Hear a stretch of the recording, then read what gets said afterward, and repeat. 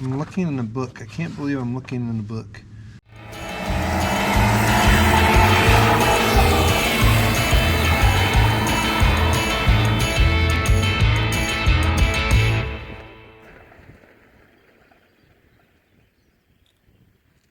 Hey guys and gals, welcome back to the channel.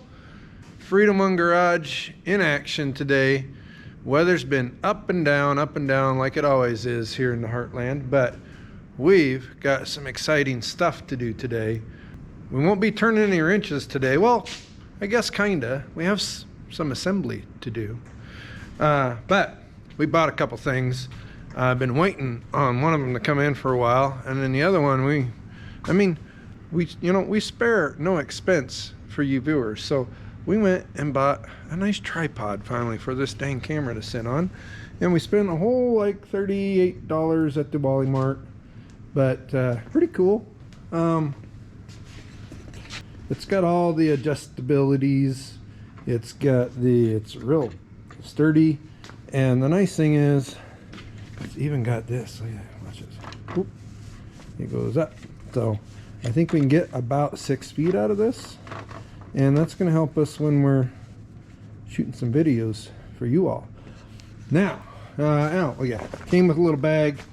I'll just drape that over there for now, and then also came with, oh hey, comes with this was with it, GoPro mount, and then it also comes with a little cell phone mount. So we're going to set that there for now. We're going to use it here in a few minutes. Item number 2, however, it's unboxing time. Been looking for a plasma. You know, we cut a lot of stuff off with the cutoff wheels. Building floor pans, cutting sheet steel out for floor pans and patch panels and stuff like that. It's really dirty with cutoff wheel, kind of dangerous, and takes a lot of time. So we've been kind of looking for a plasmar, and I know I don't buy everything at Harbor Freight, I promise you guys. We do everything on as tight of a budget as we can while still churning out good results and that kind of stuff. So the end result in our plasma cutter search ended after Christmas. Had me wonderful wife, got a gift card. There was a big sale like there always is at Christmas time. But they were also back ordered tremendously. And if you don't know it, Harbor Freight has a couple different plasma cutters. There's a smaller one that's a little bit cheaper. Debated on that, but it's so back ordered right now. The websites and stuff say, hey, it's just not available. This one said, hey, go to the store and we'll order it for you. I ordered about 2.5 weeks ago. I really expected like a springtime delivery. I didn't know how backlogged they were, but I was in the city the other morning and I figured, well, I'll call them up, and it just so happened that it came in on the truck the night before. It's here. We went ahead and threw in a 220 volt outlet. I didn't have one in the shop till this morning, and then last night I built this. I had some 10.3 extension cord, RV cord type stuff laying around, so I went ahead and built. It turned out to be about an 18-foot extension cord. We're gonna put the outlet, just one outlet here for now, because my gosh, this 10 gauge 10-2 wire for 15 feet is almost $40 at the greatest place on earth. Yeah, you talk about inflation. It's here, folks, and we're gonna do what we can to combat it, and that is using what we have. But we want to have some mobility in what we're doing here so we can be efficient with it. So hey, enough of me gabbing along. Let's get this thing out of the box. Ooh, and let's use the new tripod. There we go. All right, so I did take it out at the store, and you know, I'm not walking out of Harbor Freight risking this thing having a dent or some damage in it from shipping. So we did give it a little quick inspection, like you always should, by the way, before you go wandering out of where you buy these high dollar items. I did sneak the manual out in the house last night and just gave it a quick perusing. So get a manual. We're going to take this out of the plastic because I don't care about the plastic anymore. Pretty thorough manual. I liked it. Packing out of here. Let's see. This is the titanium plasma 45. This is the biggest one Harbor Freight sells.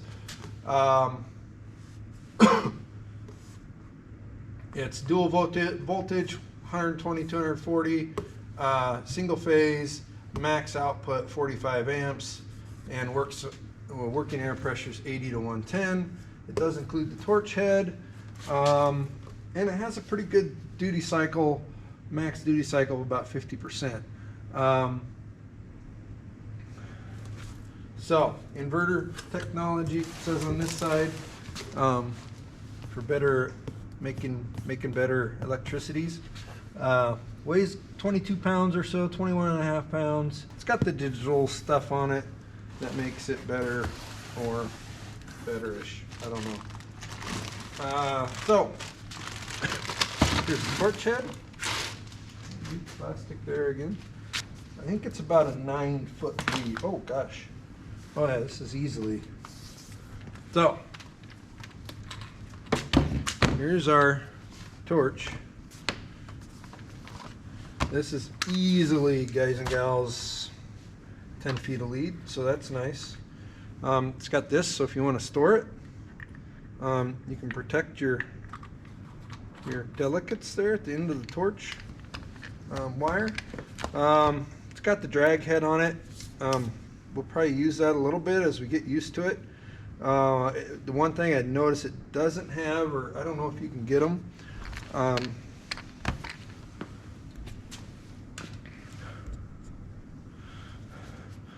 but on millers and stuff, you can get the tips that have their own little legs on them, so you can still drag just the tip, and you don't have to deal with this big goofy looking thing on the end of your torch. But that's the one kind of negative that I've seen so far, but hopefully it won't take too much practice for us to get the handle of, you know, just pulling this along, and we can get rid of these the drag cover here.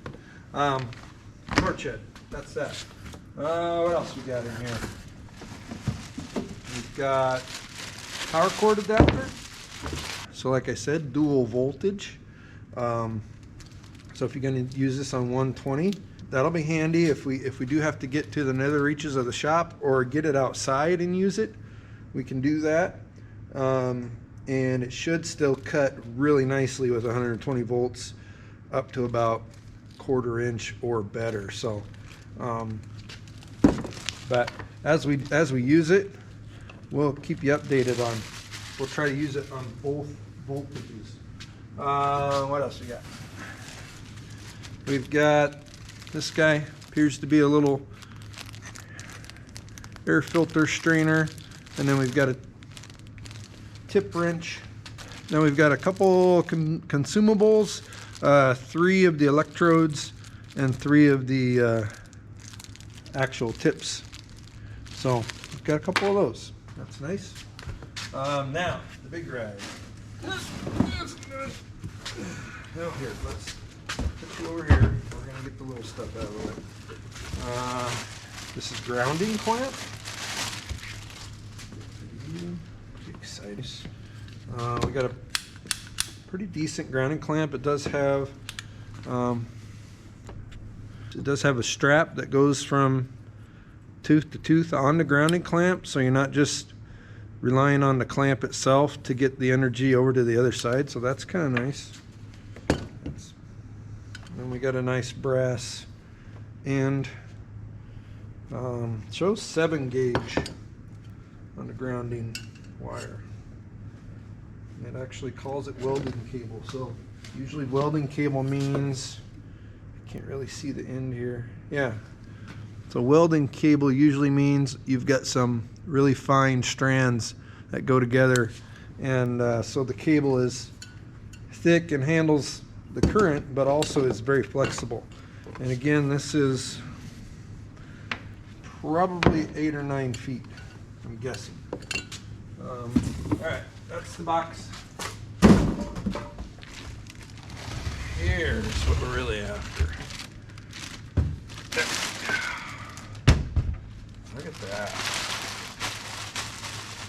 I don't know how I feel about the green color. I won't lose it, I guess, that's for sure. Front side. Torch cable goes here, ground cable goes here. Here's your 240, 120 volt switch. And then this is your how many electrons you want angry all at one time dial. So, of course, the more you go, the thicker the steel. And also the air pressure usually has to increase a little bit with a thicker material. That's the front. On the back, kind of nice because it's got its own little water separator. Comes with the air chuck already in, so that's pretty nice. Got a nice little switch, power on off switch back here. Let's see how long this cord is. Doesn't look to be too bad. Yeah, 6 feet, 5 feet, probably 5 feet of cord is all. Let's see, they probably, oh no, here we go. We've got 3-strand 12 gauge. Yeah. So yeah, pretty decent gauge, pretty decent size. And it reminds you constantly to make sure that if you're going to use one voltage or the other, that you have the switch on the front, this switch on the front of the machine where you want it before you plug it in, or damage could and likely will occur. So that's it. Let's the one thing I realized once I got this home, of course I didn't realize it when I was at the Hobo Freight and could have bought something to address the issue. I don't have a cart for it. We're gonna probably get a larger cart of sorts, and we will move the welder, our MIG welder, and our plasma onto the same cart. I'm kind of thinking that's what we're gonna do, but we're gonna have to go shopping for something. For now, we're gonna set it here and play with it here. But we've got our outlet in, the air's on, and compressor's full. So let's run through connecting this all up and powering it up, and let's make plasma.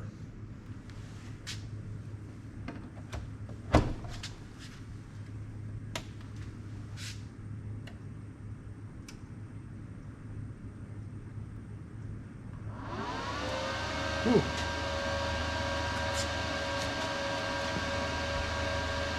That sounds like a little jet engine.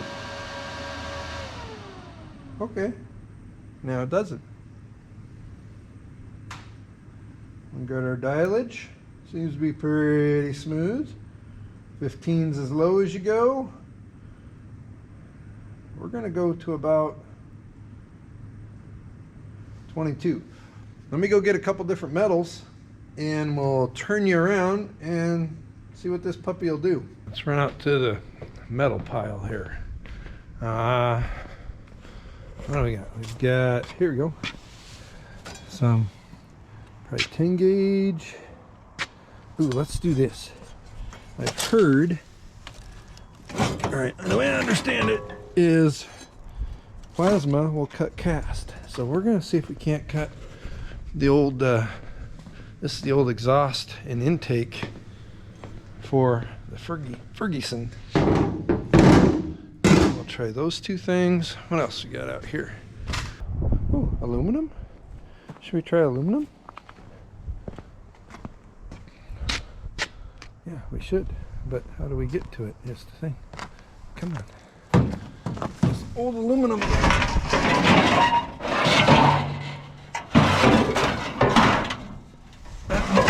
Let's take this. Uh-oh. What? Go away. We got aluminum. We've got cast. We've got sheet steel.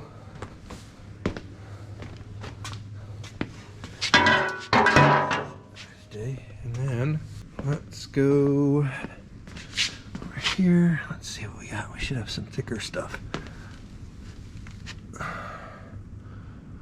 we can play with here. There we go. Some 3/16 and some little pieces of quarter. All right. So here's what we got to play with. Got some sheet steel. This isn't oh gosh, probably 12 gauge. We've got some 3/16. We've got some quarter. That's steel. We've got some cast. So we'll see what we can do with that. And then we've got some aluminum. Should be interesting. Let's see what happens. Oh, and by the way, you should wear eye protection, of course, because it is arcing and making bright lights. Most welding helmets have a setting on them for grind. See right there, it says grind, and then it starts up and goes around. So what you do is you take your welding helmet, or you go get a helmet or eye protection for grinding metal, and then that will provide you that protection for watching that cut that stuff. All right, take 2 on the first cut ever, because Mother Nature decided, hey, we're gonna move a cloud and shine the sun directly into your camera for you.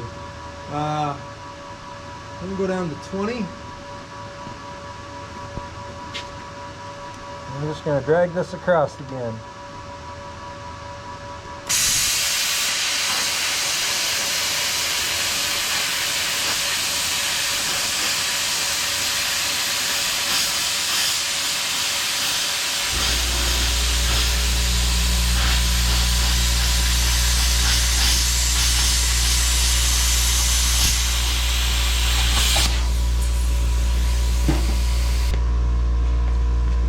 Nice clean cut, not real smooth because of me, but there's just a teeny bit of slag on the bottom. Knock that off with a little bit of flap wheel or something, but it cut right through that like butter. Got you in a little closer. We're gonna leave the drag on for now. Got you in a little closer. This is 3/16 mild steel,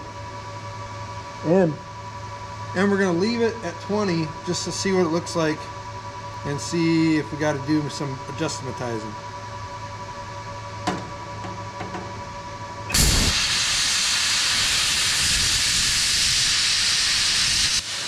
Yep, pretty clearly we got to go up a little bit.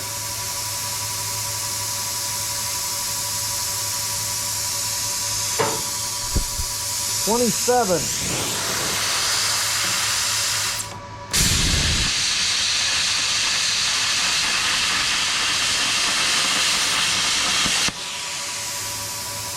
Like butter. Really clean cut, not completely straight because of me, and then that slag will chip off. But yeah, that was nice. 27 was what we had her dialed in at. Let's make like a S cut or something. Ooh, hey, let's cut out a circle.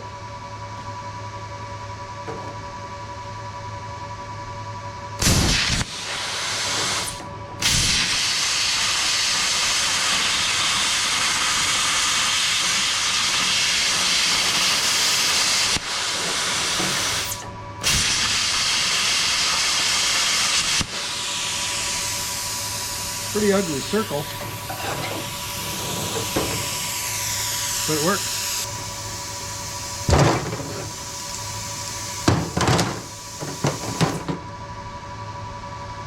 That's pretty quick work, guys. I mean, taking a big drill bit, you know, 1/2 inch or 5/8 or 3/4 inch drill bit to make a hole like that, that's a lot of energy and a lot of time where you can just bust through it with a plasma. Pretty neat. And I know that hole's ugly, but you know what I'm saying. Let's move up to 1/4 inch here. I want to do a couple things with this piece.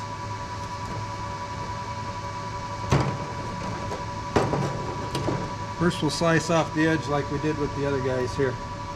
I'm going to go ahead and move up to 30 just to see what happens. I'm going to take this guard off too. Let's see if I can just control it myself.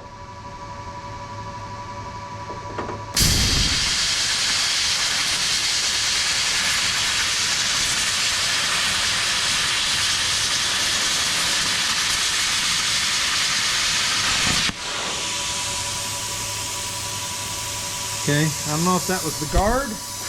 I was shaking, that's for sure. Let's try and clean that up.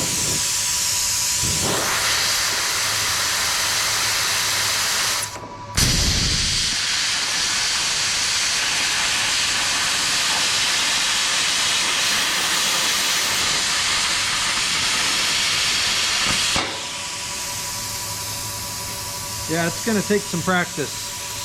Next thing I'm going to try to do is to join these 2 holes that are drilled in this piece of scrap here and turn this into a slot.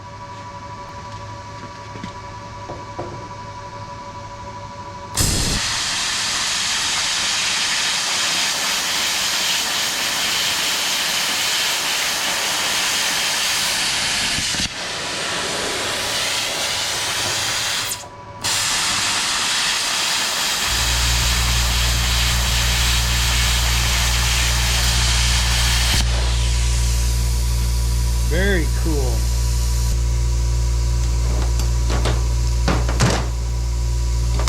So again, not perfectly straight, but that's something that would have taken a long time with a wheel or a metal bit or a metal blade and a sawzall or a air saw or something. I do get a little bit of slag on the back side, but I was able to knock that off just real quickly with the grinder. That slag just knocks right off, so I'm pleased. Now let's see what else can we do here. Okay, now we're gonna hit this piece of cast. This is the old manifold off of the Ferguson tractor. I did grind a little bit off camera here for the ground just to maybe help it out on the ground side of things. We're going to go up to 33. Let's go 34 just because I like that number for some reason today. I'm going to try to go just around here and see if we can eventually knock this whole donut end off.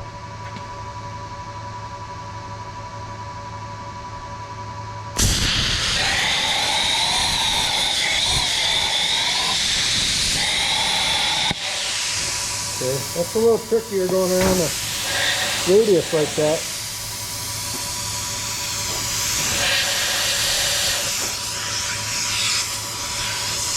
I'm going to take the drag off here.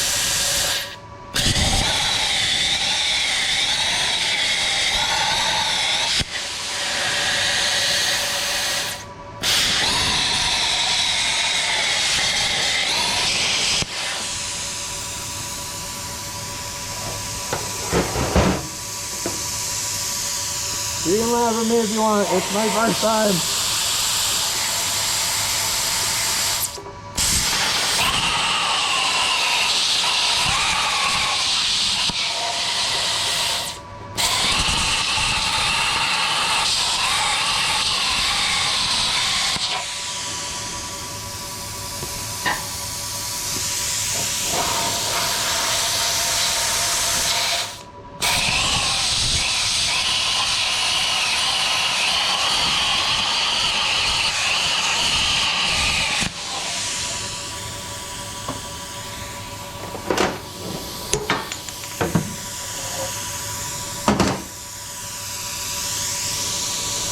Oh, it worked. Interesting. Oh, I dropped it, Bo. Come here. There you go. I heard that you could plasma cast and had to try it. So that was easily 1/4 inch all the way around, and it sliced right through it. Not a pretty cut, that's me. And finally, let's see what it does with aluminum. Down there.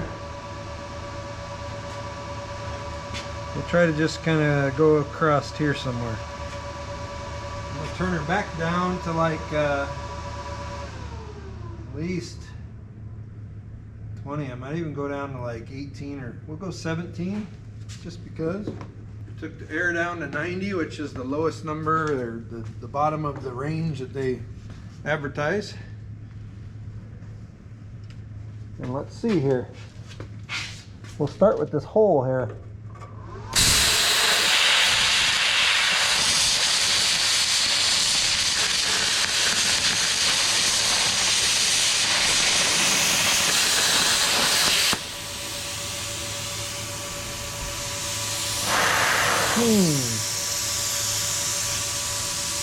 That didn't go through. I don't think that went through at all, guys. It did not. All right. Well, let's make more. We'll go up a few numbers. 22.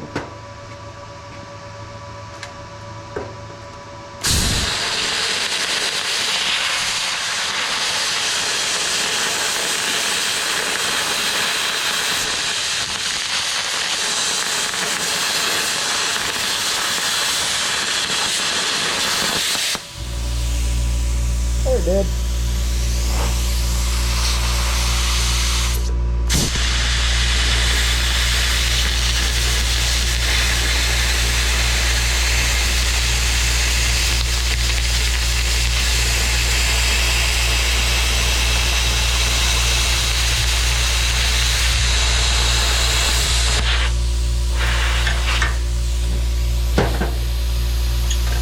It cut it fine, but it's really dirty on the bottom side. Maybe that was all that contamination, maybe had something to do with it, but it's all right. It likes steel. Seems to like steel better than aluminum though, but it is a nice clean cut. If you needed this cut square across here, you could put an edge and then run your plasma. And this side, I mean, it's really clean on top here other than squiggly. Yeah, that's aluminum. Okay, couple things. Well, one thing, lesson learned. Tripod, cool. Up close action shot. Well, I'll have to go back and look at it when I edit this. We'll see, but might have been just a tick too close. One little nicker in the protective glass over the lens of the GoPro here. So hopefully we didn't ruin our GoPro, but I don't see it. I think we're gonna be okay. But I figured, you know what? It's not time to go in yet. And this wouldn't be a full review. We did cut a couple things on the 240 volts. So we went ahead and hooked ourselves up to the dog bone here, put it into our outlet that we use for the welder. We're gonna hit this down to the 120 volt side and turn it on. And see, you got a little green light down here now instead of up here. Looks like everybody's happy. Okay, here we go. I didn't even notice this because I was too busy getting excited. We have 120 volt 15 amp settings, 120 volt 20 amp settings, and then we have our 240 volt. So this guy's on white. Once you get past the white here, see this white layer here, it means in order to go, the outside set of numbers are 240 volt numbers amp wise. The inside numbers are 120 volt numbers, and you can only manage about 16 amps, it looks like. Well, of course, on a 15 amp 120 volt circuit. So and then we go over to 20 in the rest of that range that is green.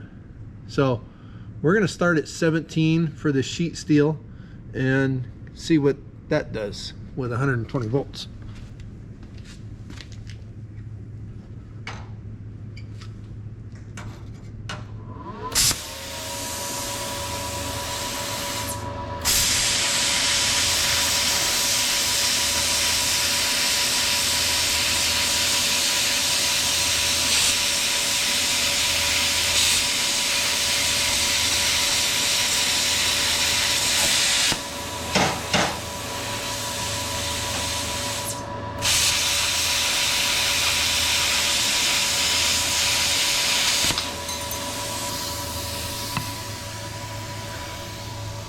There's a couple of parts where I skipped on the corrosion on there, and so I had to go back and just clean those up. So you see a couple little bubbles of metal there, but otherwise, really nice.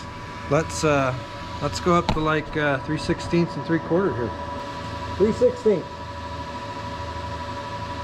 Let's go. We're going up to 18.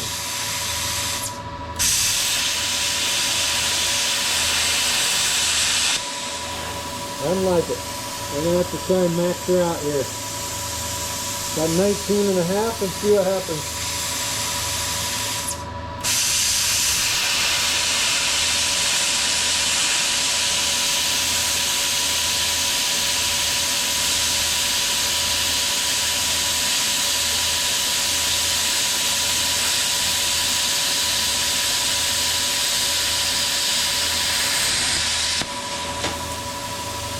It did it.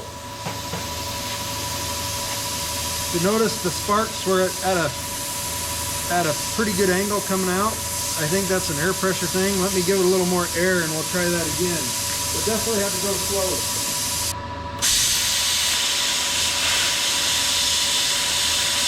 Better. That's better. Still got to slow down a little bit, but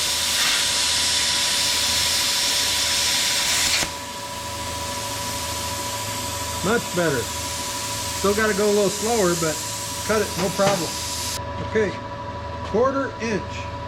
We got her set at 20 amps at 120 volts, and I got the air pressure at about 105. So kind of maxed out. I think if we go slow, it'll go right through it though.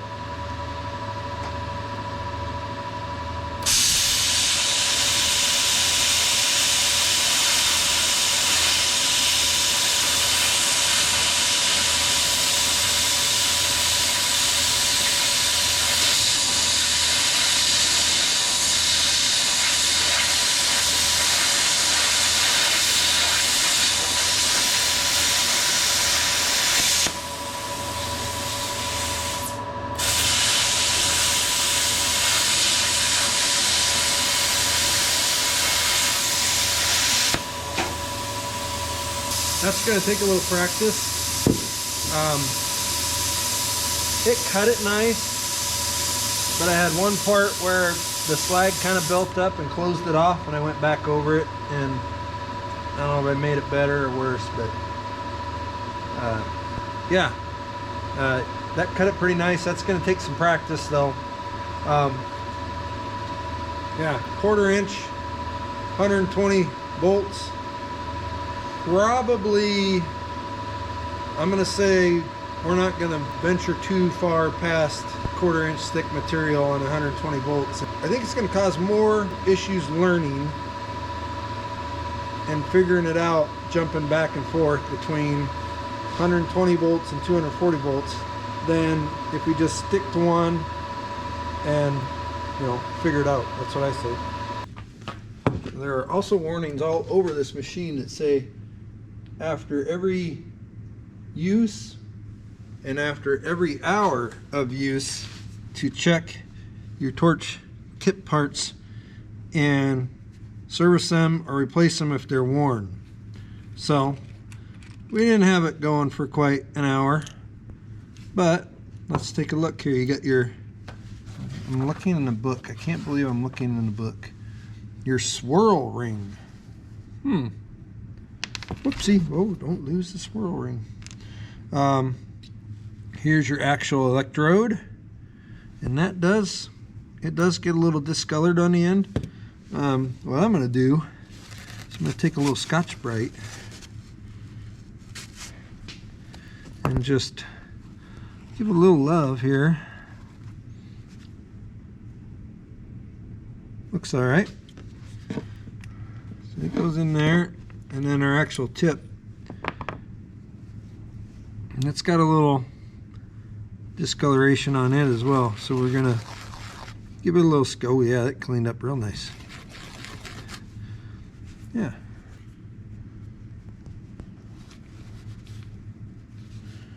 There, all back together. Looks pretty happy. So in review, the Freight Harbor titanium plasma 45. It's got the inverter technology, and what that means is it gives you constant current. So if you set it at a certain amperage, it says we're going to supply that amperage no matter what. The current type is DC, and then dual voltage, one phase power, max output 45 amps, and then your air pressure is 80 to 110. All of our stuff we did between 90 and 110. Let's see here, 120 volt max duty cycle, 35% at 240, 50%. Yeah, the unit itself worked just fine so far. I don't have a bunch of water in the separator. I didn't see any issues with the air coming out. So I'm not going to add another dryer. I've got one at the compressor now. And so this is 2. I think 2 should probably do it. Yeah, I have no issue with the lead. I think it's working pretty good. So, hey, if you have one of these, or want to know more, comment, tippy tap the keyboard, and with questions or comments. I think we're going to be okay with it. We do have to buy a cart that we can put it on, because I'm not just going to carry it around. Although you could, it's not super heavy. But yeah, we covered in both voltages. We covered sheet steel up to 1/4 inch at 240 volts.